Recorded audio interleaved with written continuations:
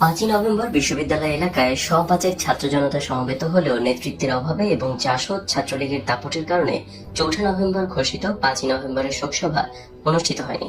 দেশের সর্বশেষ রাজনৈতিক পরিস্থিতি সম্পর্কে অস্পষ্টতা এবং আতঙ্ক নিয়ে বিক্ষিপ্ত কথাবার্তা আর মিছিলের চেষ্টার মধ্যে দিয়ে 5ই নভেম্বর দিন শেষ হয়ে গেলে সন্ধ্যায় আমরা পুরান ঢাকায় ফিরে আসি এবং সরকারি কবি নজরুল কলেজের শহীদ শামসুল আলম ছাত্রাবাসের ছাত্রদের নিয়ে ছাত্র সভা করি।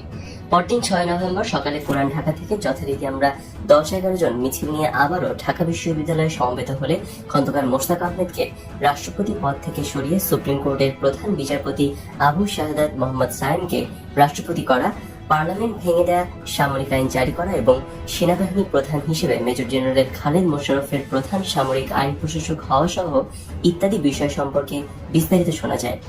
এবং এই দিনেও আমাদের মিছিল ও আলোচনার কোনো আনুষ্ঠানিকতা ছিল না, সবাই ছিল বিক্ষিপ্ত এবং বিচ্ছিন্ন। সন্ধ্যা নাগাদ আমরা পুরাতন শহরে ফিরে আসি। নেতৃত্বের কোথাও কেউ নেই, সব কেমন যেন শূন্য ও ফাঁকা। দেশে আরো সাংঘাতিক বড় ধরনের কি যেন হতে যাচ্ছে তা অনুভব করা যায়, উপলব্ধি করা যায়, কিন্তু পরিষ্কার বোঝা যায় না। আওয়ামী লীগের বাকশালী নেতারা সব কে যে কি করছে বা কোথায় পালিয়ে গেছে তাও বোঝা যায় না।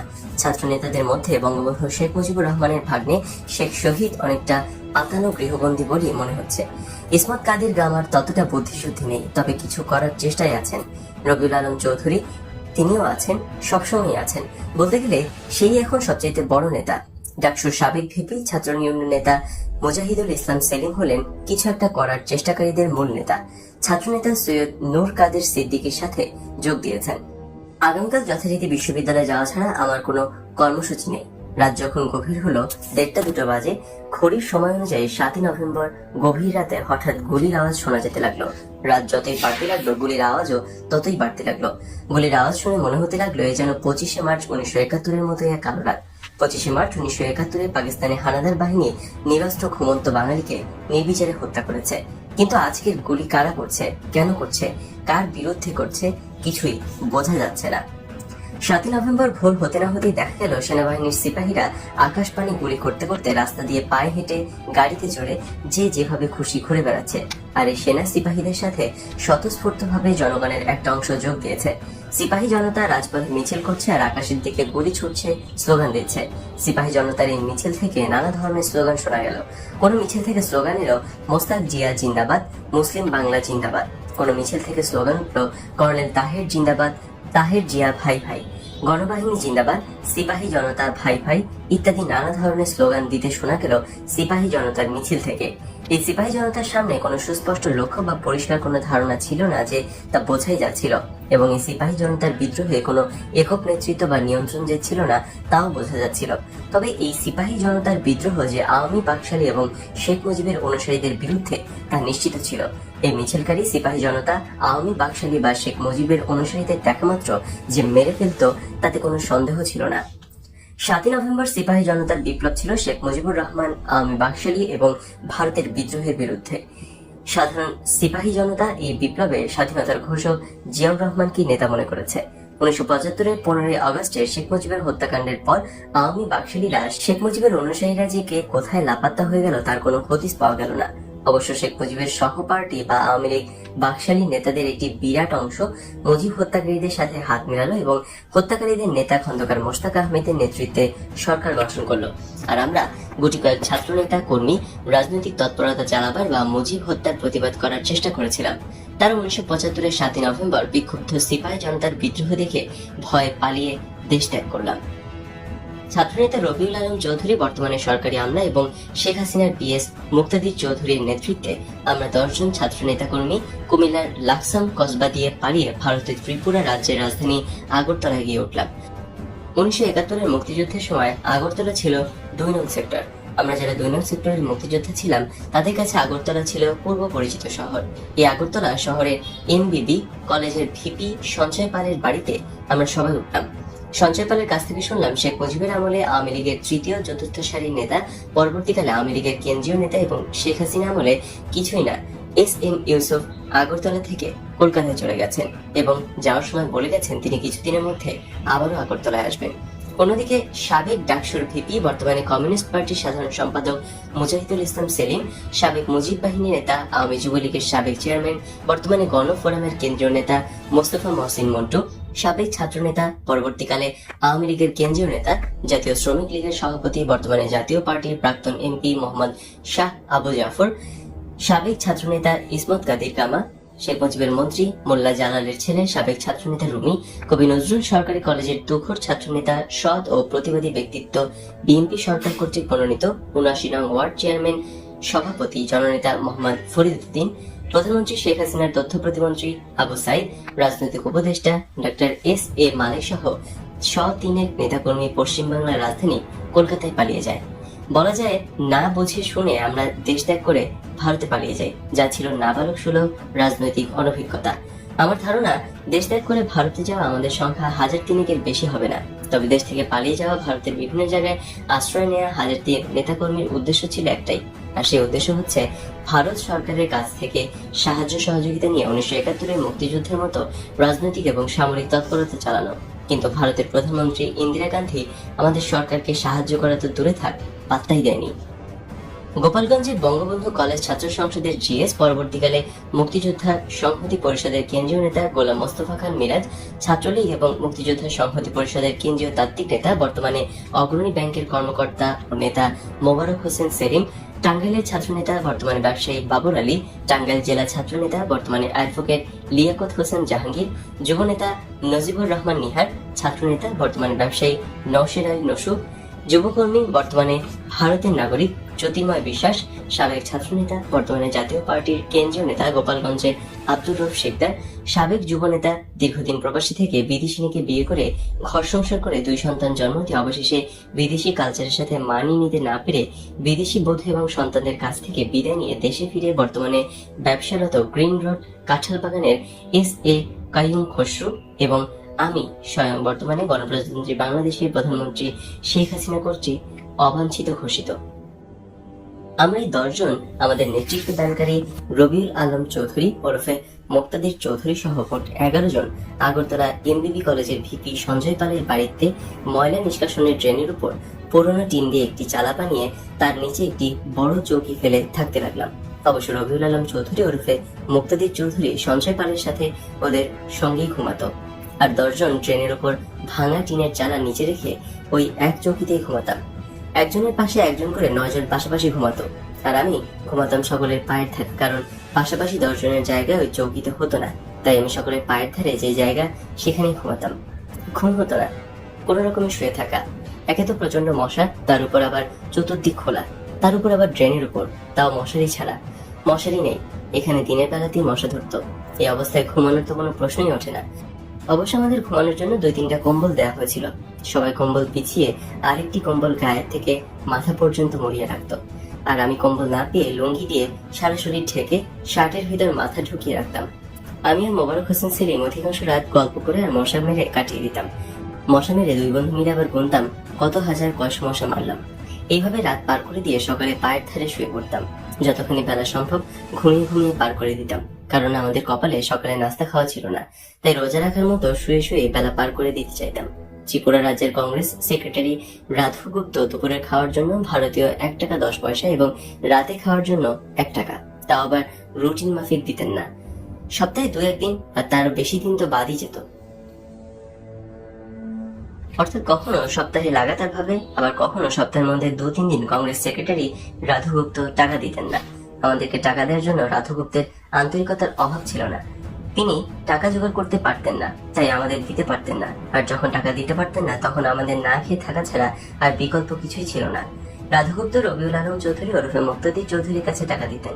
রবিউল দিতেন শঙ্কর বোর্ডিং এ, এবং শঙ্কর বোর্ডিং এ বলা ছিল দুপুরে 1 টাকা 10 পয়সা, রাতে 1 টাকার বেশি কাউকে খেতে দেওয়া হবে না। দুপুরে 1 টাকার ভাত, 10 পয়সার ভাজি, কাঁচামরিচ, পেঁয়াজ ও ডাল ফ্রি।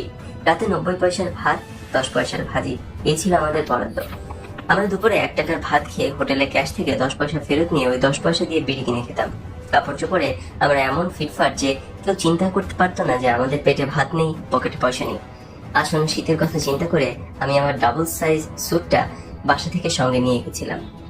আমি যখন ডাবল বেস স্যুটটা পরে আগরতলার রাস্তায় বের হতাম, তখন সারা আগরতলার নরনারী আমার দিকে, মানে আমার ডাবল সাইজ স্যুটের দিকে তাকিয়ে থাকতো। সারা আগরতলা শহরে আমার ছাড়া দ্বিতীয় কোনো ডাবল বেস স্যুট ছিল না। মেয়েরা তাকিয়ে থাকতো আকর্ষণীয় ভাবে এবং ছেলেরা তাকাতো ঈর্ষান্বিত ভাবে। কতজন জিজ্ঞেস করেছে এটা কোথা থেকে বানিয়েছি, বলতে হয়েছে কলকাতা থেকে বানিয়েছি, কারণ আমরা যে বাংলাদেশ থেকে এসেছি এটা ত্রিপুরা রাজ্য কংগ্রেস সেক্রেটারির নির্দেশে গোপন করতে হয়েছে। শুধু তাই নয়, আমরা যে মুসলমান এটাও গোপন করতে হয়েছে। আমাদের পরিচয় গোপন করে মিথ্যে পরিচয় থাকতে হয়েছে। বলতে হতো আমরা কলকাতা থেকে বেড়াতে এসেছি, আমরা সকলেই হিন্দু। আমাদের প্রত্যেকেরই একটা হিন্দু নাম ছিল। এস.এম. ইউসুফের নাম ছিল সরস্তা। রবিউল আলম চৌধুরী ওরফে মুক্তাদির চৌধুরীর নাম ছিল রবি রায় চৌধুরী ওরফে রবিদা। আমার নাম ছিল অনন্ত দাশগুপ্ত ওরফে অনন্তদা। আমরা ভারতীয় হিন্দু নাগরিকের মিথ্যে পরিচয়ে ভারতের আগরতলায় থাকতে লাগলাম। আমাদের স্মার্ট ফিটফাট পোশাকের পকেট থেকে পাতার বিড়ি বের করে ধূমপানের জন্য আগুন ধরাতাম। তখন মানুষ অবাক হয়ে চেয়ে থাকতো, মনে করতো এটা আমাদের এক ধরনের শৌখিনতা বা ফ্যাশন। আসলে আমাদের যে বিড়ি খাওয়ার পয়সা নেই, এটা আগরতলার মানুষ বুঝতো না। পেটের ক্ষুধার কি জ্বালা তা আমরা হারে হারে বুঝেছি। মাঝে মাঝে কংগ্রেসের সেক্রেটারি রাধুগুপ্ত টাকা দিতে পারতেন না। এই টাকা দিতে না পারার ঘটনা পরপর 2-3 দিনও হয়ে যেত। ক্ষুধার যন্ত্রণায় আমরা কাতরাতে থাকতাম। আমি বলতাম আমরা কাজ করে খাই, প্রয়োজনে মজুরের কাজ করে আমাদের আহার জোটাই, কিন্তু না, আমাদের কাজ করাও মানা। আমাদের পেছনে ভারতের গোয়েন্দা লেগে থাকতো, যে কোনো মুহূর্তে আমাদের গ্রেফতার করতে পারে। তাই কংগ্রেস সেক্রেটারি রাধুগুপ্তের কথার বাইরে এক চুলে চলা যাবে না। ক্ষুধার জ্বালায় ছটফট করতে থাকতাম। ক্ষুধার জ্বালা সইতে না পেরে শঙ্কর বোর্ডিং এ গিয়ে হোটেলের মালিক দাদাবাবুকে মিনতির সাথে বলতাম, দাদাবাবু এই বেলাটা আমরা খাই, পরের বেলায় 2 পয়সা একবারে নিয়েন। শঙ্কর বোর্ডিং এর মালিক দাদাবাবুর এক জবাব, আগে পয়সা পরে খাওয়া, সোজা বের হন। হোটেলের দরজার পাশে দাঁড়িয়ে বেহায়ের মতো বেলাজ্যের মতো দেখতাম লোকে মাছের মাথা, মুরগির মাংস, খাসির মাংস আরো কত কি দিয়ে খাচ্ছে। দাদাবাবু ধমক দিয়ে বলতো, দাঁড়িয়ে রয়েছেন কেন, যান পথ ছাড়ুন। একসময় ধীরে ধীরে হোটেলের দরজা থেকে সরে আসতাম। রাস্তার কল থেকে পেট ভরে পানি খেয়ে উদ্দেশ্যহীন ভাবে হাঁটতাম। একইভাবে চলতে থাকলো আমাদের দিন। আমরা মুক্তিযুদ্ধের কিংবদন্তি নায়ক বঙ্গবীর আব্দুল কাদের সিদ্দিকের নেতৃত্বে গড়ে ওঠা প্রতিরোধ বাহিনীতে যোগ দেওয়ার অপেক্ষায় দিন গুনতে লাগলাম। স্বেচ্ছায় সকল দুঃখ কষ্ট হাসি মুখে বরণ করে নিলাম। একদিন 32 ঘন্টারও অধিক সময় অভুক্ত থেকে ক্ষুধার জ্বালা সইতে না পেরে টাঙ্গাইলের বাবর আলী ওরফে দীপকের সাথে ফন্দি করলাম। আজ দুজন হোটেলের মালিক দাদাবাবুকে কিছু না বলে অন্য কাস্টমারদের মতো সোজা খেতে থাকবো, তারপর যা হবার হবে। পেট থেকে তার খাওয়া বের করতে পারবে না। ফন্দির মতো দুজন সোজা শঙ্কর বোর্ডিং এ খাওয়ার টেবিলে বসে পড়লাম। হোটেলের প্রথম বয় যথারীতি আমাদের সামনে কাঁসার থালা দিয়ে গেল। দ্বিতীয় বয় গরম পানি দিয়ে আমাদের হাত এবং থালা ধুয়ে দিয়ে গেল। তৃতীয় বয় বালতি করে ভাত আর বাটি নিয়ে আমাদের সামনে এসে বালতি থেকে বাটি মেপে আমাদের থালায় যে ভাত দিতে যাবে, অমনি দাদাবাবুর হাত, এই পয়সা কই? আমি বললাম রবিদা নিয়ে আসছে। দাদাবাবু হাত দিয়ে ইশারা করলো, বয় চলে গেল। সব কাস্টমার খাচ্ছে, আমরা 2 বন্ধু খালি থালা নিয়ে সামনে বসে আছি। সবাই খাচ্ছে, আমরা চেয়ে চেয়ে দেখছি, তাও আবার সামনে খালি থালা নিয়ে। এইভাবে কতক্ষণ ছিলাম জানি না। আমরা তো জানি রবিদা আসবে না, তারপরও রবিদা এখনো আসছে না কেন? তারা তো গিয়ে দেখি বলতে বলতে একসময় দুজনই হোটেল থেকে বেরিয়ে এলাম। তখন দুপুরবেলা আমরা যেখানে থাকি সেই পাড়ার এক বাড়িতে ডেকোরেশন হচ্ছে। জিজ্ঞেস করলাম, দাদা এখানে কি হবে?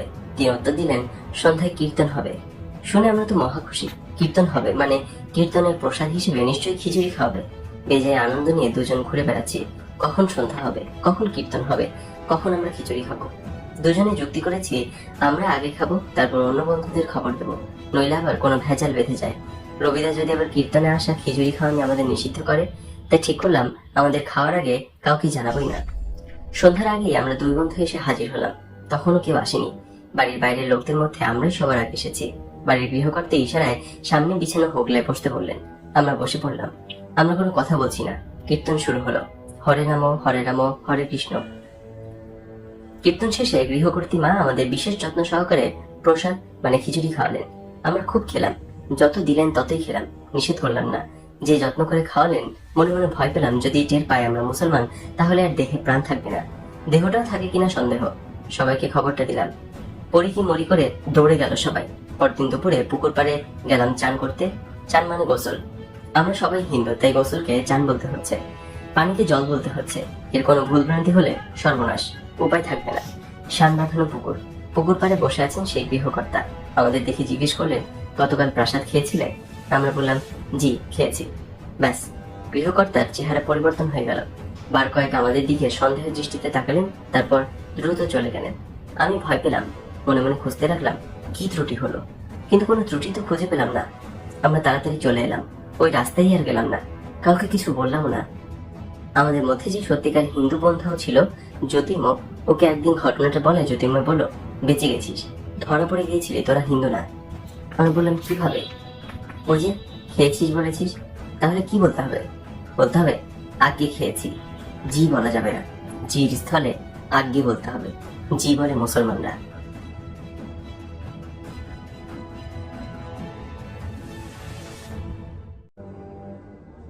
15 ফেব্রুয়ারি 1976। রাতে ত্রিপুরা রাজ্যের কংগ্রেস সেক্রেটারি রাধু গুপ্ত এসে বললেন, আগামীকাল সকালে কাদের সিদ্দিকের কাছে যাওয়ার জন্য তোমরা তৈরি হও। শুনে আমরা তো মহা আনন্দিত। যাক, আল্লাহ পাক এই কর্মহীন ক্ষুধার্ত জীবন থেকে বাঁচালো। রাধাগুপ্ত বাবু আমাদের হাতে আগরতলা টু ধর্মনগর বাসের 10টি টিকিট এবং 30টি অ্যাডমিন অর্থাৎ বমি বন্ধ হওয়ার ট্যাবলেট দিলেন। আমরা হতবাক হয়ে বলে উঠলাম, 30টি অ্যাডমিন? রাধাবাবু বললেন, দোকানে আর ছিল না, তাই বেশি দিতে পারিনি, তোমরা সকালে যাওয়ার সময় আরো কিছু অ্যাডমিন নিয়ে নাও।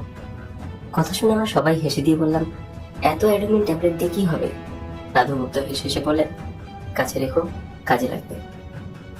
তারপর আমাদের 2000 টাকা দিয়ে বললেন, খুব চেপে চেপে খরচ করবে, মনে রাখবে, ফুরিয়ে গেলে আর পাবে না। সবশেষে কাদের সিদ্দিকের কাছে যাওয়ার রাস্তা সম্পর্কে বললেন, প্রথমে ধর্মনগর রেলওয়ে জংশন, সেখান থেকে ট্রেনে করে আসাম রাজ্যের রাজধানী গুয়াহাটি হয়ে ধুবড়ি, তারপর বাসে এবং হেঁটে Mahendraganj BSF border security force ক্যাম্পে যেতে হবে এবং সেখান থেকে বিএসএফ আমাদেরকে কাদের সিদ্দিকী বীরোত্তমের কাছে পৌঁছে দেবে। পরদিন সকাল 7:30টায় আগরতলা টু ধর্মনগর বাসে উঠলাম। ঠিক কাটায় কাটায় 7:30টায় বাস ধর্মনগরের উদ্দেশ্যে ছেড়ে দিল। বাসের সুপারভাইজার বলল, আপনারা সকলেই বমির ট্যাবলেট অ্যাডমিন খেয়ে নিন, কারো দরকার হলে আমাদের কাছ থেকে ট্যাবলেট নিতে পারেন। বাস চলতে শুরু করলো। মিনিট 20 মধ্যে আমাদের বাস উঁচু পাহাড়ে উঠতে লাগলো। কি অদ্ভুত প্রাকৃতিক সৌন্দর্য! চারিদিকে শুধু গাঢ় মনোরম সবুজের সমারোহ, উপরে পরিষ্কার নীল আকাশ। পৃথিবী যেন নীল আর সবুজ এই দুই রঙে বিভক্ত। উপরে নীল আকাশ, তার নিচে গাঢ় সবুজ পৃথিবী। মনোরম গাঢ় সবুজের ভেতর দিয়ে আমাদের বাসটি চরকির মতো ঘুরতে ঘুরতে পাহাড়ের উপরে উঠে যাচ্ছে, আবার ঘুরতে ঘুরতে নিচে নেমে যাচ্ছে। ইতিমধ্যে বাসের মহিলা যাত্রীদের বমি শুরু হয়ে গেছে, সেই সাথে কিছু পুরুষ যাত্রীও বমি করা শুরু করেছে।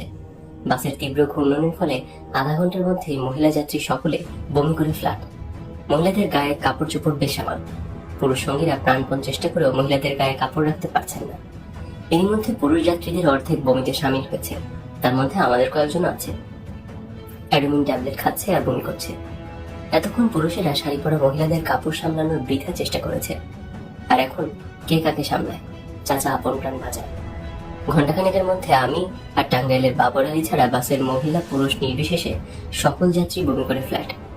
কাপড় চোপড় বেসামাল মহিলাদের দিকে তাকিয়ে দেখা তো দূরে থাক, সম্পূর্ণ উলঙ্গ হয়ে থাকা মহিলার দিকে তাকাবার কেউ নেই, কারো সামর্থ্য নেই। আমার অবস্থাও কাহিল। চতুর্দিকের গাছের গাঢ় সবুজ রং আর নীল রং যে কত পীড়াদায়ক তা আগরতলা টু ধর্মনগরী রাস্তায় যে যায়নি সে কখনোই বুঝবে না। ঘন্টা 2 পর পাহাড়ের একটা চওড়া প্রশস্ত মাঠের মতো জায়গায় বাসটি থেমে গেল। বাবর আলী আর আমি বাস থেকে নেমে এলাম। সেখানেও সেই পীড়াদায়ক গাঢ় সবুজ আর নীল ছাড়া অন্য কোনো রং নেই, নেই অন্য কোনো কিছু। বাসের সুপারভাইজার জানালেন, এখানে আধা ঘন্টা রেস্ট। বাস থামতে আর 1-2 মিনিট দেরি হলে আমিও হয়তো বমি করে দিতাম। সুপারভাইজার বলল, তাড়াতাড়ি অ্যাডমিন ট্যাবলেট খেয়ে নিন, বমি শুরু হয়ে গেলে আর খেয়ে লাভ হবে না। আমরা চট করে একসঙ্গে 2টো করে অ্যাডমিন খেয়ে নিলাম। সুপারভাইজারকে জিজ্ঞেস করলাম, আপনাদের বমি হয় না? উত্তরে বলল, প্রথম প্রথম হতো, এখন হয় না, প্রতিদিন যাওয়া আসা করি তো সয়ে গেছে। তাছাড়া আমরা রাত থেকেই ট্যাবলেট খেতে থাকি। রাতে 2টো খাই, সকালে খালি পেটে 2টো, নাস্তার পর 2টো খাই, তারপর বাসে উঠি। আমি আর বাবর আলী ঘাসের উপর টান টান হয়ে শুয়ে পড়ি। বাসের অন্যান্য যাত্রীরাও শুয়ে পড়ে। আধা ঘন্টা পরে বাসের চালক যাত্রীদের বাসে ওঠার জন্য হর্ন বাজাতে থাকে। আমরা সবাই বাসে উঠে পড়ি। বাস চলতে থাকে। ঘন্টা 3 পর ধর্মনগর এসে বাস থামলো। আমরা বাস থেকে নেমে ধর্মনগর রেলওয়ে স্টেশনে গিয়ে গুয়াহাটি হয়ে ধুবড়ি যাওয়ার টিকিট কাটলাম। ধর্মনগর রেলওয়ে জংশন ঢাকার কমলাপুর রেল স্টেশনের চাইতেও বেশ বড়।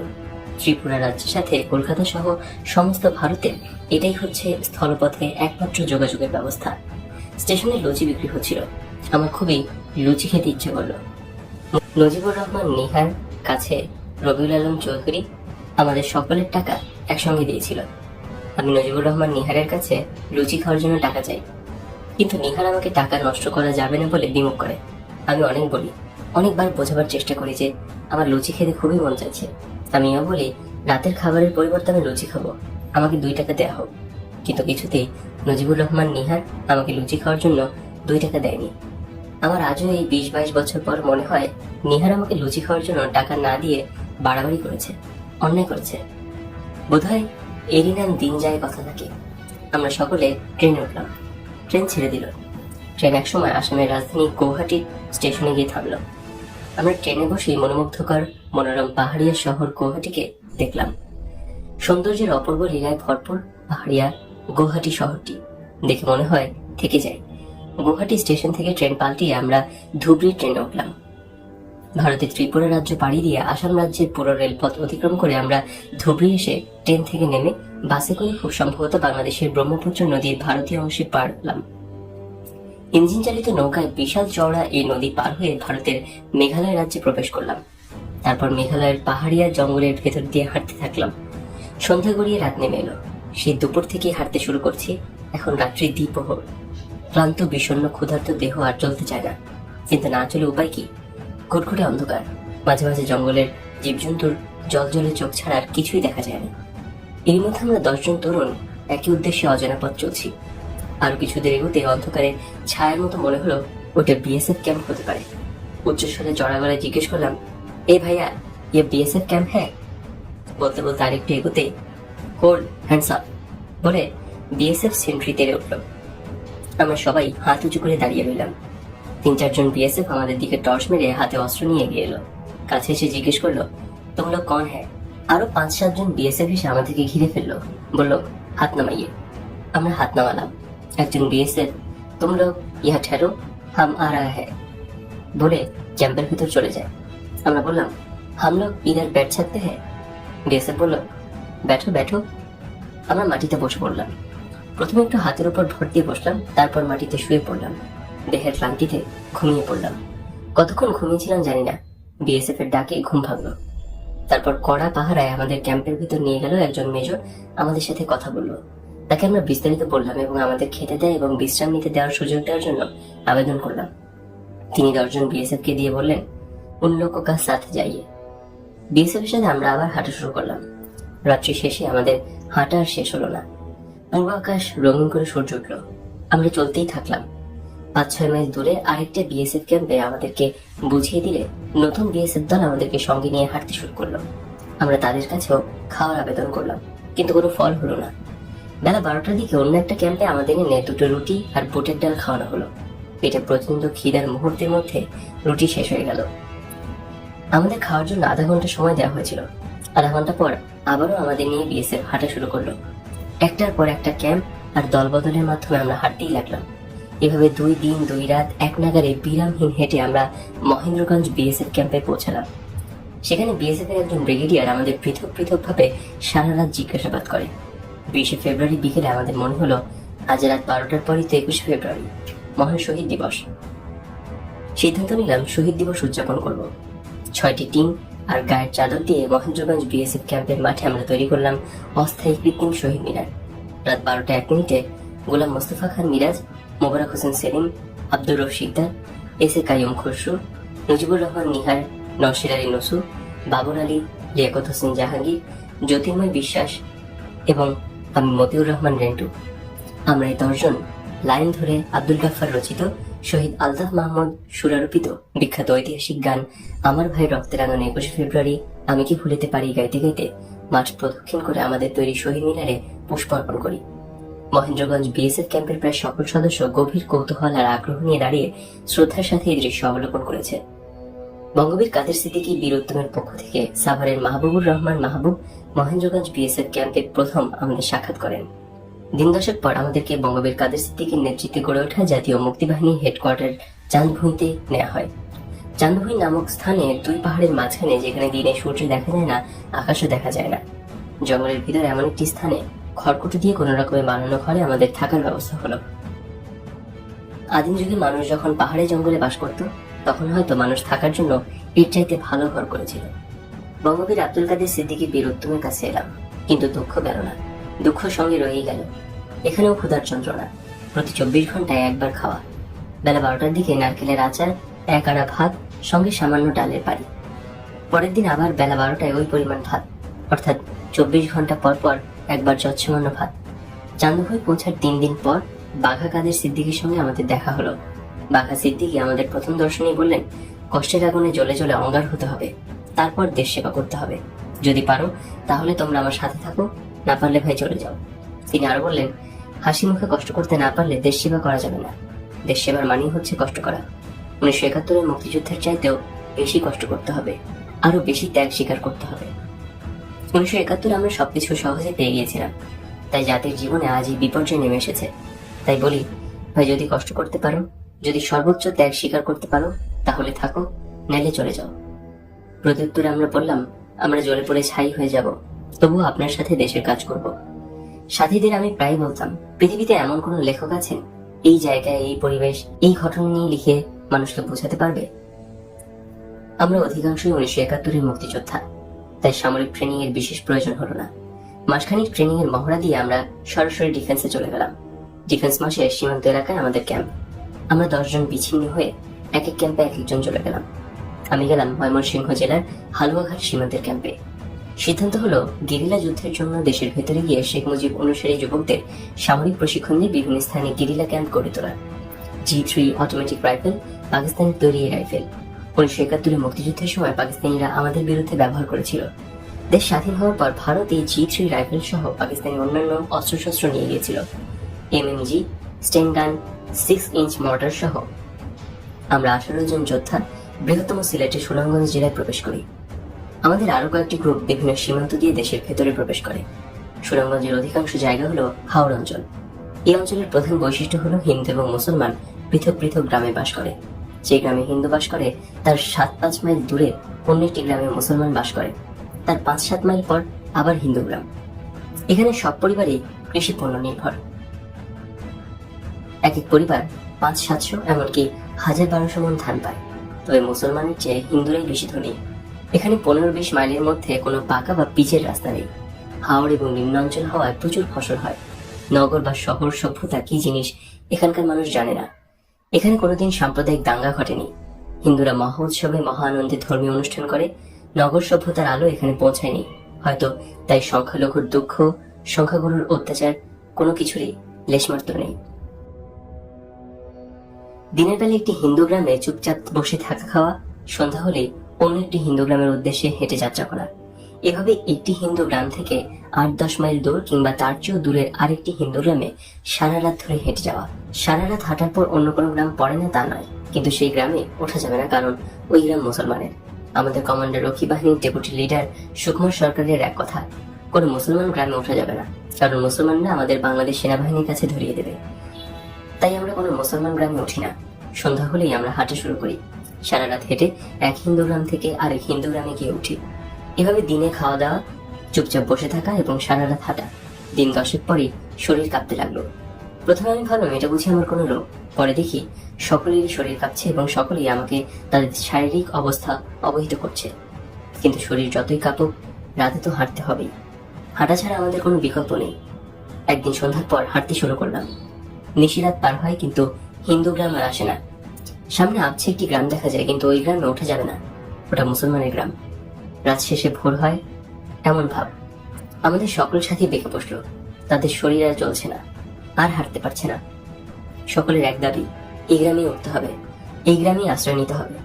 কিন্তু কমান্ডার সুকুমার সরকারের ওই এক কথা, এটা মুসলমান গ্রাম, এই গ্রামে ওঠা বা আশ্রয় নেওয়া যাবে না। এর পরের গ্রাম হিন্দু, সেই গ্রামে আশ্রয় নেওয়ার জন্য উঠতে হবে। এই কথা শুনে সবাই বসে পড়লো, কেউ কেউ শুয়েও পড়লো। সামরিক ভাষায় যাকে বলে troops out of order. Sukumar Sarkar আর আমি দাঁড়িয়ে, বাকি সবাই যে যার যার মতো কুয়াশায় ভেজা ঘাসের উপর শুয়ে বসে। সুকুমার বাবু আমাকে বললেন, বাঁচতে চাইলে ট্রুপস উঠাও। আমি শত চেষ্টা করেও কাউকেই উঠাইতে পারলাম না। অবশেষে কমান্ডার সুকুমার আঞ্চলিক ভাষায় বললেন, শালার ভাইরা আমার কি, বেতুন মরবে, চল এই মুসলমান গ্রামে উঠি। বলে গ্রামের দিকে হাঁটতে লাগলেন। ধীরে ধীরে সবাই উঠতে লাগলো। সুকুমার বাবু এবার মুসলমান গ্রামের দিকে চলতে লাগলেন। মিনিট 15-এর মধ্যেই আমরা আশ্রয় নেওয়ার জন্য মুসলমান গ্রামে উঠে পড়লাম। মূল মাটি থেকে 15-20 ফিট উঁচু 700-800 ফুট লম্বা, 100 ফুট চওড়া এবং 50-60টি ঘরের গ্রামে যে যেদিক দিয়ে পারে ঢুকলো এবং যেই ঘরে পারে শুয়ে পড়লো। সারা গ্রামে ডাকাত ডাকাত বলে শোর পড়ে গেল। অবস্থা বেগতিক দেখে আমি চিৎকার করে বলতে লাগলাম, ভাই সব, আমরা ডাকাত না, আপনাদের ভয়ের কোনো কারণ নেই, আমরা ডাকাত নই, আপনারা হইচই বন্ধ করুন, আমরা ডাকাত নই। এক পর্যায়ে বাধ্য হয়ে বললাম, আপনারা চুপ না করলে আপনাদের গুলি করতে বাধ্য হব। বলি G3 অটো রাইফেল তাক করলাম। কিছু লোক কথা এবং ভয়ে চুপ করলো। আমি গ্রামের পুরুষদের বললাম, আপনারা মসজিদে আসেন, ফজরের নামাজের পর আপনাদের সাথে আমাদের কথা আছে। এখানকার গ্রামদেশ অন্যান্য গ্রামের মতো না। এই গ্রামের মূল মাটি থেকে 20-30 ফুট উঁচু, 5-7 হাজার ফুট লম্বা, 50 ফুট চওড়া করে মাটি ফেলে তার উপর পরিকল্পিতভাবে 2 সারিতে ঘর, এক কোণে মসজিদ, পাঠশালা তৈরি করা। মসজিদে ফজরের আজান শেষে নামাজ হলো। আমাদের কে যে কোন ঘরে কোথায় ঘুমিয়ে নাক ডাকছে তার কোনো হদিস নেই। একমাত্র আমি গ্রামের মানুষের ভিড়ে উপচে পড়া মসজিদের বারান্দায় অস্ত্র হাতে দাঁড়িয়ে বক্তৃতা করছি। ভাই সব, আমরা ডাকাত নই। আমরা যদি ডাকাত হতাম তাহলে এতক্ষণে আপনাদের জানমাল ধন সম্পদ লুট করতাম। কিন্তু কই, আমরা তো আপনাদের কিছুই লুট করছি না, কারণ আমরা ডাকাত নই। আমরা হলাম জাতির জনক বঙ্গবন্ধু শেখ মুজিবুর রহমানের সৈনিক। আপনারা হয়তো জানেন না, জাতির পিতা বঙ্গবন্ধু শেখ মুজিবুর রহমানকে সপরিবারে নির্মমভাবে হত্যা করা হয়, আর তাই ওই হত্যার প্রতিবাদে আমরা যুদ্ধ ঘোষণা করেছি। আমরা ডাকাত নই, আমরা শেখ মুজিবের সৈনিক।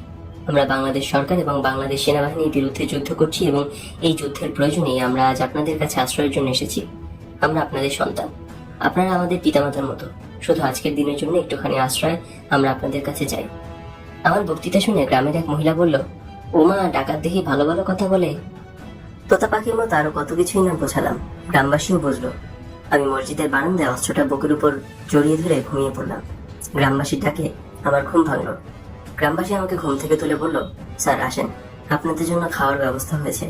আমি বললাম, আপনি যান, আমি আসছি। তিনি বললেন, না, আমার সাথেই যেতে হবে, আপনাদের জন্য আমরা খাসি জবাই করেছি। আমি ওনার সাথে যেতে থাকলাম। একটা ঘরে আমাকে আমার আরো 3 জন সাথী সহ খাওয়াতে বসানো হলো। খেতে বসে দেখলাম সত্যি সত্যি খাসির মাংস দিয়ে খেতে দিয়েছে। মনে মনে নিজেই নিজের বক্তৃতার প্রশংসা করতে লাগলাম আর গর্ববোধ করতে লাগলাম। আমার বক্তৃতার এমনই জাদু এবং আমি মানুষকে এমন ভাবে বোঝাতে পারি যে গ্রামের মানুষ খাসি জবাই দিয়ে আমাদের খাওয়ায়। আহ, কি যোগ্যতা আমার!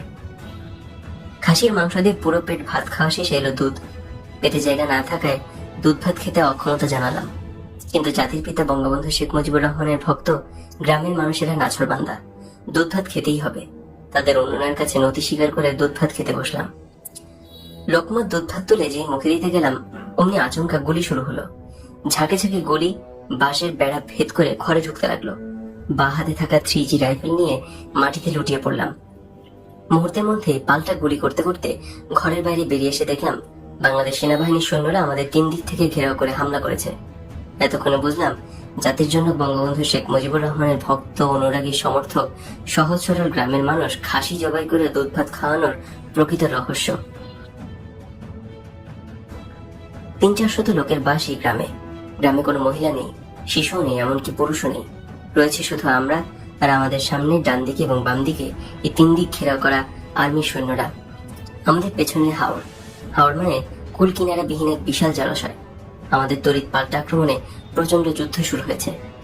ফজরের নামাজের পর গ্রামের মানুষ আমাদের সম্পর্কে, জাতির পিতা বঙ্গবন্ধু শেখ মুজিবুর রহমান সম্পর্কে বিস্তারিত বোঝানোর পর আমরা যখন গভীর নিদ্রায় মগ্ন, তখন গ্রামের মানুষরা বাংলাদেশ সেনাবাহিনীর কর্নেল মাহমুদুল হাসানের সঙ্গে যোগাযোগ করে এবং জেনারেল মাহমুদুল হাসানের পরিকল্পনা অনুযায়ী আমাদের খাওয়ার জন্য খাসি জবাই করে মাংস এবং দুধ ভাত খাওয়ার আয়োজন করা হয়। আমরা ঘুমে থাকতেই মুষ্টিমেয় কয়েকজন লোককে আমাদের খাওয়ার জন্য রেখে গ্রামের বাকি মহিলা, শিশু এবং পুরুষ সকলকে অন্যত্র সরিয়ে নেওয়া হয়। হিসেবটা এরকম ছিল, আমরা খাসির মাংস দুধ ভাত দিয়ে ভাত খেতে ব্যস্ত থাকবো, আর মাহমুদুল হাসানের সৈন্যরা 3 দিক থেকে ঝটিকা আক্রমণ করে আমাদের জীবিত ধরে নিয়ে যাবে। আমাদের সঙ্গে থাকা অত্যাধুনিক সমরাস্ত্র সম্পর্কে মাহমুদুল হাসানের সঠিক ধারণা ছিল না। তিনি আমাদের আন্ডার এস্টিমেট করেছিলেন, অস্ত্রশস্ত্রে দুর্বল মনে করেছিলেন। ফলে প্রায় 3 শতাধিক সৈন্য নিয়ে 3 দিক থেকে ঘেরাও করে আক্রমণ করেও আমাদের কাবু করতে পারেননি। আমরা তড়িৎ পাল্টা আক্রমণের মাধ্যমে মাহমুদুল হাসানের আক্রমণ প্রতিহত করে দিই। জেনারেল মাহমুদুল হাসান হেলিকপ্টারের সাহায্যে অস্ত্র এবং সৈন্য সমাবেশ করতে থাকে। আমরা হেলিকপ্টার লক্ষ্য করে 6 ইঞ্চ মর্টার থেকে গোলা নিক্ষেপ করলে হেলিকপ্টার পালিয়ে যায়। কিন্তু ইতিমধ্যে জেনারেল মাহমুদুল হাসান এবং তার সৈন্যবল ও অস্ত্রবল বিপজ্জনক মাত্রায় বৃদ্ধি করে। প্রচন্ড গতিতে যুদ্ধ চলতে থাকে। বাংলাদেশ সেনাবাহিনীর লক্ষ্য আমাদের জীবিত কিংবা মৃত অবস্থায় পরাস্ত করা, আর আমাদের লক্ষ্য প্রাণে বাঁচা। যুদ্ধের কৌশলগত কারণে আমাদের অবস্থান ছিল অনেক সুবিধাজনক, কারণ আমরা ছিলাম গ্রামে অর্থাৎ উঁচু জায়গায়, আর সেনাবাহিনী ছিল ধান খেতে অর্থাৎ নিচু জায়গায়। যুদ্ধে আমাদের এমএনজি মেশিন গান চালক, উপজাতীয় গাঢ় তরুণ আশু মারাক ও তার অল্প বয়সী তরুণ সহকারী চালক দীনবন্ধু মারাক ফিল্মের নায়কের মতো অভূতপূর্ব সাহসিকতার সঙ্গে 100 রাউন্ড গুলির এক চিন বিশিষ্ট এমএনজি মিডিয়াম মেশিন গান চালাতে থাকে। এমএনজির সামনে দুটি পা আছে, এই পা দুটি মাটিতে রেখে শুয়ে থেকে তারপর এমএনজি চালাতে হয়। কিন্তু আশু মারাক এই রীতি বা প্রশিক্ষণের তোয়াক্কা না করে 100 রাউন্ড গুলির এক চিন এমএনজি হাতে নিয়ে দাঁড়িয়ে সিনেমার নায়কের মতো শত্রুকে ঘায়েল করতে লাগলো। আর তার সাথে তাল মিলিয়ে কিশোর তরুণ যুবক দীনবন্ধু চেইনে দ্রুত 100 রাউন্ড গুলি ভরে চেইন এমএনজিতে ফিট করে দিতে লাগলো। সিনেমায় যেমন নায়ক একের পর এক শত্রু নিধন করে যায় কিন্তু নায়কের গুলি লাগে না, বাস্তব যুদ্ধেও আশু মারাক ওরকম একের পর এক শত্রু নিধন করে যেতে লাগলো, কিন্তু আশু মারাকের গায়ে শত্রুর গুলি লাগলো না। আমরা প্রকৃত অর্থে চারদিক থেকেই ঘেরাও, আমাদের পালাবার কোনো পথ নেই, কারণ 3 দিকে সেনাবাহিনী আর একদিকে কুল কিনারাবিহীন হাওড়ের বিশাল জনরাশি। পালাবার কোনো পথ নেই। জেনারেল মাহমুদ হাসানের ধারণা ছিল আমরা আর কতক্ষণ যুদ্ধ করব, 1 ঘন্টা, 2 ঘন্টা, 5 ঘন্টা, 10 ঘন্টা, 24 ঘন্টা, 1 দিন, 2 দিন, তারপর কি হয় মৃত্যু না হয় বন্দি। আসলেও তাই, আমাদের তো পালাবার কোনো পথই নেই।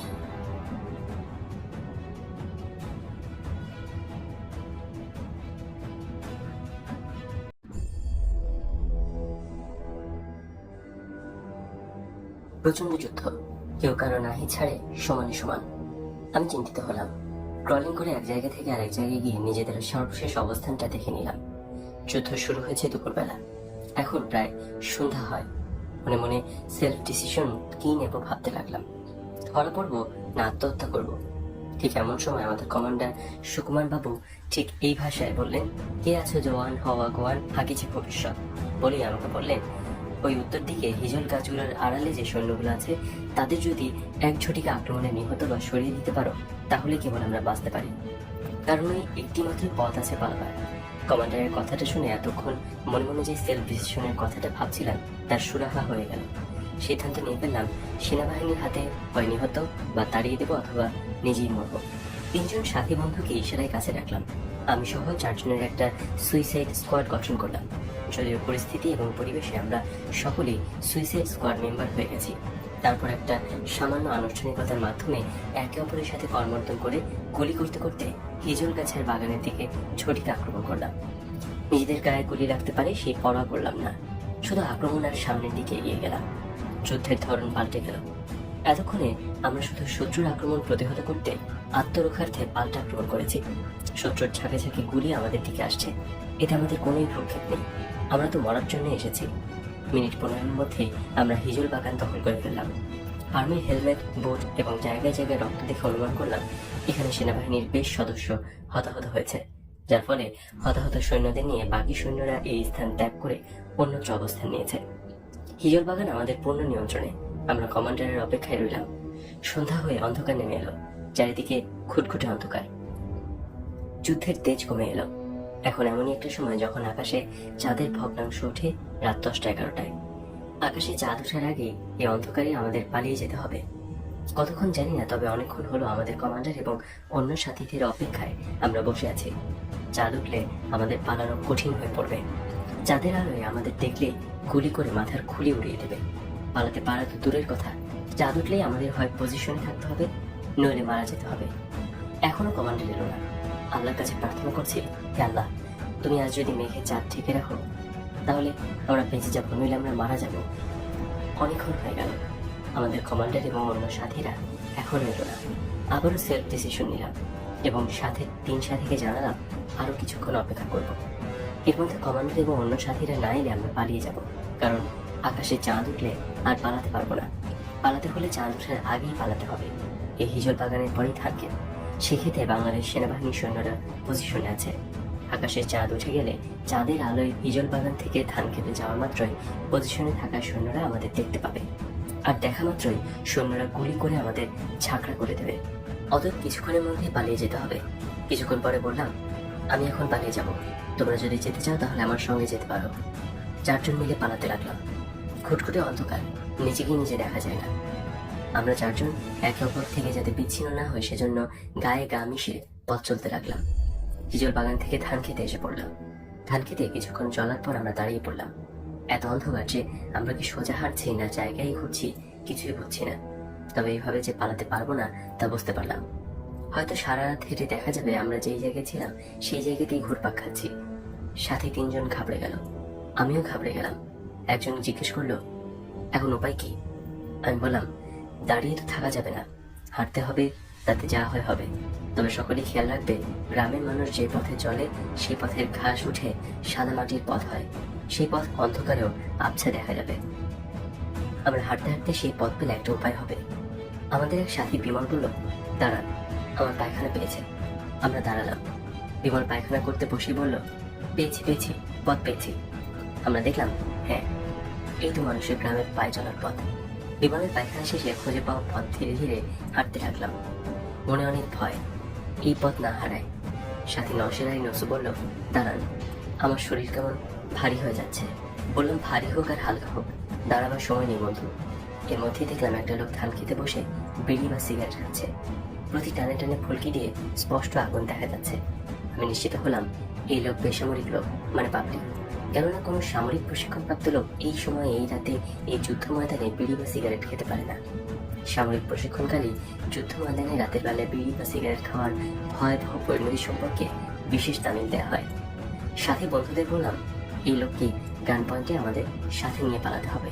আপনারা বিড়ির আগুন লক্ষ্য করে ক্রলিং করে ওই লোকের 2-3 হাত সামনে গিয়ে অবস্থা নেবেন। আমি ক্রলিং করে পেছন দিক দিয়ে ওই লোকের গান পয়েন্টে প্রবেশ করব, যাতে ওই লোক চিৎকার অথবা দৌড়ে পালাতে না পারে। আমাদের কোনো প্রকাশ শব্দ করা চলবে না, এটা মনে রেখে কাজ করতে হবে। আমরা ক্রলিং করে যাওয়া শুরু করলাম। আমি ঠিক পেছন দিক দিয়ে ওই লোকের পিঠে হাত রেখে বললাম, কেডা?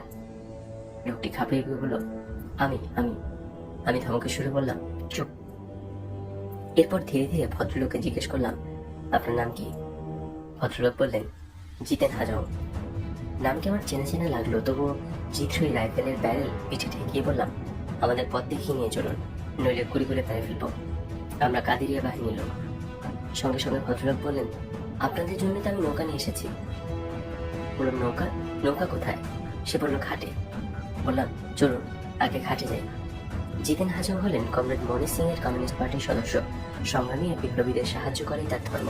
সুনামগঞ্জ সীমান্ত এলাকার বাসিন্দা চিরকুমার জিতেন হাজং চিরকাল মানুষের সেবা করে জীবন কাটিয়ে দিচ্ছেন। এই সুনামগঞ্জ অঞ্চলের মোটামুটি সমস্ত মানুষ জিতেন হাজংকে চেনে। তিনি ইতিহাস প্রসিদ্ধ তেভাগা আন্দোলন, লাঙ্গ, যার জমিদার এবং জমিদারি প্রথা বাতিল, এসব আন্দোলনের বিপ্লবী যোদ্ধা ছিলেন। যৌবন বয়সে তিনি কমরেড মনি সিং এর সহযোদ্ধা ছিলেন। তিনি ঐতিহাসিক সাঁওতাল বিদ্রোহে তার ধনুক নিয়ে ব্রিটিশ সৈন্যদের সাথে যুদ্ধ করেছেন। 71 সালে আমাদের মহান মুক্তিযুদ্ধের সময় মুক্তিযোদ্ধা হয়েছিলেন, কিন্তু ওই অঞ্চলে তেমন একটা যুদ্ধ না হওয়ায় তিনি যুদ্ধ করতে পারেননি বলে দুঃখিত। আন্দোলন, সংগ্রাম, যুদ্ধ জিতেন হাজংয়ের কাছে নেশার মতো লাগে। সীমান্তে আমাদের ঘাঁটিতে তিনি একবার এসেছিলেন। যোদ্ধাদের জিতেন হাজং ভালোবাসেন। নিজের বিপদ উপেক্ষা করে যোদ্ধাদের সাহায্যে এগিয়ে আসতে তিনি দারুণ আনন্দ পান। তাই আমরা যখন সীমান্ত থেকে দেশের ভেতরে ঢুকি তখন থেকে নিরাপদ দূরত্বে থেকে তিনি আমাদের ছায়ার মতো অনুসরণ করছেন। এই অঞ্চল তার এতই নখদর্পণে যে আমরা যখন রাতে রওনা হতাম তিনি সহজেই অনুমান করে নিতে পারতেন আমরা এক রাতে পায়ে হেঁটে কত দূরে এবং কোথায় গিয়ে পৌঁছাতে পারি। পরের দিন তিনি আবারও আমাদের কাছাকাছি কোনো এক জায়গায় অবস্থান নিতেন, কিন্তু সরাসরি আমাদের কাছে আসতেন না। এই অঞ্চলের হিন্দু মুসলমান সকলের কাছেই তার সমাদর ছিল। ঘর সংসার ত্যাগী চিরকুমার এই পুরুষের কাজই ছিল আজ এই গ্রাম কাল অন্য গ্রাম ঘুরে বেড়ানো।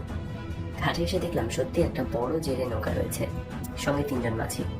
জিতেন হাজং সহ আমরা 4 জন নৌকায় উঠে বসলাম। আমাদের 4 জনের একজন হলো কমান্ডারের ছোট ভাই অরুণ সরকার। নৌকায় উঠেই অরুণ সরকার বলল, তাদের সারা যাবো না, তাদের আনার ব্যবস্থা করেন। দাদা বলতে সে বোঝাচ্ছিল কমান্ডার সুকুমার সরকার। জিতেন হাজং বললেন, তোমরা নৌকায় বাহু, আমি কমান্ডারকে খুঁজে আনি।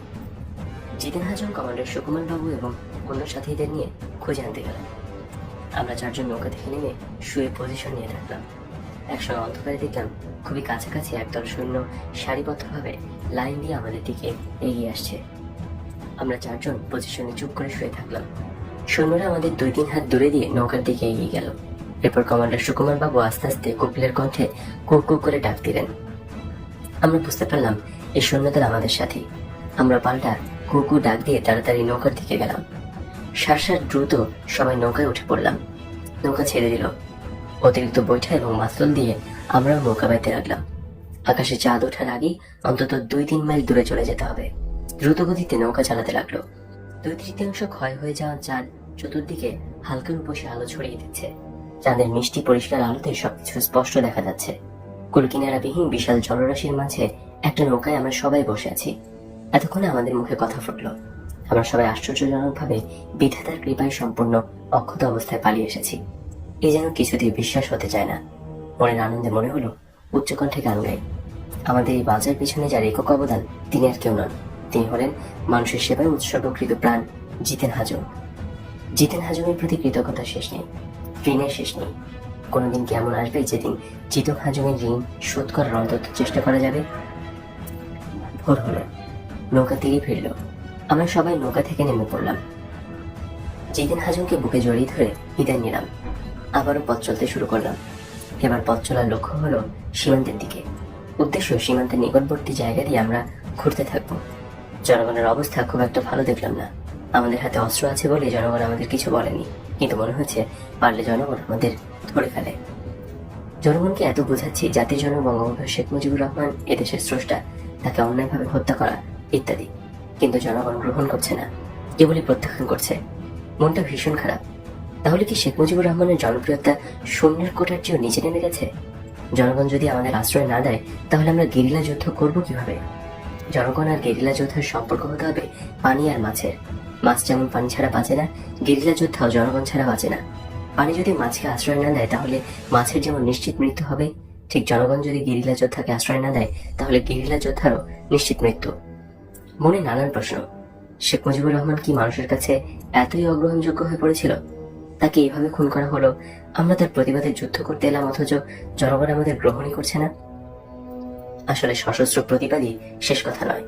আমরা যারা শেখ মুজিবের অনুসারী, আমাদের নিজেদের কর্ম এবং জনগণকে বোঝানোর মাধ্যমে ধীরে ধীরে আবারও শেখ মুজিবের প্রতি মমত্বশীল করে তুলতে হবে এবং শেখ মুজিবুর রহমানের হারানো জনপ্রিয়তা আবারও ফিরিয়ে আনতে হবে। তাহলে কেবল আমরা সশস্ত্র যুদ্ধ বা নিরস্ত্র লড়াইয়ে বিজয়ী হতে পারবো। এছাড়া আমাদের অন্য কোনো বিকল্প নেই। জেনারেল মাহমুদুল হাসানের সৈন্যরা জনগণের মাধ্যমে আমাদের গতিবিধি খবরাখবর নিয়ে পথে পথে অ্যাম্বুশ করতে থাকলো। অ্যাম্বুশ মানে আগে থেকেই ফাঁদ পেতে বসে থাকা।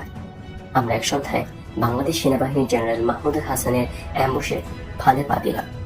সন্ধ্যায় এক আখ্যাতের পাশ দিয়ে যাওয়ার সময় আগে থেকে অ্যাম্বুশ করে ফাঁদ পেতে বসে থাকা বাংলাদেশ আর্মির সৈন্যরা অতর্কিতে আমাদের উপর আক্রমণ করলো। আমরা আখ্যাতের ভেতরে আশ্রয় নিয়ে পাল্টা জবাব দিলাম। প্রথমে তীব্র লড়াই শুরু হলো, তারপর রাতভর থেমে থেমে সংঘর্ষ চলতে লাগলো। রাত পোহালো, ভোর হলো। সূর্য ওঠার সঙ্গে সঙ্গে সেনাবাহিনীর সৈন্যরা দুর্বার গতিতে পুনরায় আক্রমণ শুরু করলো। আমরা তার যথাযথ জবাব দিতে লাগলাম। যতই বেলা বাড়তে লাগলো, আক্রমণ পাল্টা আক্রমণ ততই বাড়তে লাগলো। আমরা যে আখ্যাতে আশ্রয় নিয়েছিলাম, গুলিতে সেই আখ্যাতের আখ ছিন্ন ভিন্ন হয়ে যেতে লাগলো। আমাদের গুলি ক্রমশ ফুরিয়ে যেতে লাগলো। দুপুর গড়িয়ে বিকেল হতে লাগলো। ধীরে ধীরে আমাদের অস্ত্রগুলো একের পর এক থেমে যেতে লাগলো। যখনই আমাদের একটা অস্ত্র থেমে যায় তখনই বুঝতে পারি আমাদের সাথেই যোদ্ধার গুলি হয় শেষ, অথবা আহত কিংবা নিহত হয়েছে। সন্ধ্যা নাগাদ আমাদের একের পর এক প্রায় সকল অস্ত্র থেমে গেল, অর্থাৎ আমাদের প্রায় সকল সাথীর গুলি শেষ অথবা আমাদের প্রায় সাথী নিহত। সন্ধ্যা হওয়ার সাথে সাথে অবস্থার বেগতিক দিকে আমি ক্রলিং করে আক্ষেত থেকে বেরিয়ে ধান খেতে ঢুকে পড়ি। সারা রাত ক্রলিং করার পর যখন সকাল হয় তখন আমি কোথায় তা আমি জানি না। ধান গাছের পাতা আর শীষের ধারে আমার সমস্ত শরীর কেটে ফালি ফালি হয়ে সারা দেহ থেকে বিন্দু বিন্দু রক্ত বের হতে থাকে। দীর্ঘ সময় ক্রলিং করার ফলে আমার 2 হাঁটু, হাতের 2 কনুই এবং বুক চিরে ক্ষতবিক্ষত হয়ে গেছে। শরীরে অসহ্য যন্ত্রণা, দেহে বল নেই, দেহ আর চলে না, নিস্তেজ। জীবনের মায়ের ত্যাগ করে ধান খেতেই পড়ে রইলাম। একসময় ঘুমিয়ে পড়লাম, নাকি জ্ঞান হারিয়ে ফেললাম জানি না। যখন হোশ ফিরে এলো তখন দেখি একটি কুকুর আমার নাক শুকছে। ধপ করে উঠে বসতে কুকুরটি 3-4 হাত পিছনে সরে গেল। আমার পাশেই পড়ে আছে আমার জীবন রক্ষাকারী G3 অটো রাইফেল আর 2টো ম্যাগাজিন। আমার কিছুই মনে নেই কেন আমি এই অবস্থায় এখানে। পেটে প্রচন্ড ক্ষুধা, ক্ষুধার জ্বালায় আমি অস্থির। চিন্তা করছি আমি কি স্বপ্ন দেখছি না বাস্তব। ধীরে ধীরে আমার সমস্ত কিছু মনে হতে লাগলো। আমি আবার ভয় পেয়ে গেলাম, শত্রুর ভয়, মৃত্যুর ভয়। সঙ্গে সঙ্গে আমার মরণের সাথে, বাঁচার সাথে প্রিয়তমা G3 অটো রাইফেলটা আর ম্যাগাজিন 2টো হাতে তুলে নিলাম এখনো একটা ম্যাগাজিন পুরো গুলি ভর্তি, অন্যটা অর্ধেক ভর্তি।